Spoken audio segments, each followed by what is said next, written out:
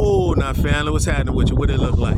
This is Barry Harambe Baruba coming to you live and direct from the French market. Today I just wanted to add a little bit more to the conversation of the Haitian influence on New Orleans. The Haitian Revolution had a direct impact on New Orleans as well as the rest of the institution of slavery throughout the world. Charles Deslonde was the leader of the 1811 Slave Revolt on the German coast, 40 miles north of New Orleans. He was either born in South Louisiana or he was born in Haiti. Scholars debate the fact. Some say he was of Haitian descent. Some say his mother was a Haitian and his father was of European descent. So he was roughly 6 feet tall, had a light-skinned complexion, and his job was as being a slave driver, which we all know the hardest job to have because you're overseeing your own people and doing the bidding of the master. But he became the leader of the revolution, a revolt, a rebellion, a leader of resistance. His two companions and leaders were Kwaku and Kwamama, which were Akan warriors, whether they were Fanti or Chanted Coromante. They say that they had tribal markings on their faces, and they were very well versed in the art of war. They suited the slaves that would wind up following him into regiments. They had beating of African rhythms on drums. They had banners. They had flags. They were well disciplined, going from plantation to plantation, which it started on the Andre plantation or the Woodland plantation. He was influenced by the Declaration of Man or the Declaration of Rights of Men. He was also influenced by Deslondes' Constitution of Haiti. Their objective was to overthrow the institution of slavery in what was at the time the Orleans territory. They would call it Louisiana territory because in 1803 the French would sell that whole territory to the U.S. government, which they got it for a bargain.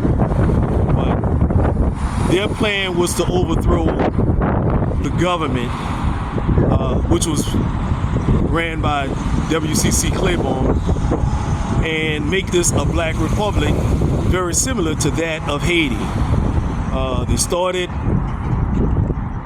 like I said, from the Woodland plantation, moved down river, plantation to plantation, gathering enslaved people, and as well as gathering arms, tools, whatever they could use as weaponry. They got as far as to what present-day Kenner is, near where the airport, the International Louis Armstrong Airport is. So they were well organized, but they met a massive amount of military, militia opposition, which they actually brought the cannons out. Andre, the plantation owner, wound up surviving. His son was killed. He somehow made it across the river, made the militias aware. Some of the plantation owners fled to New Orleans, where they mustered up a militia on that side. So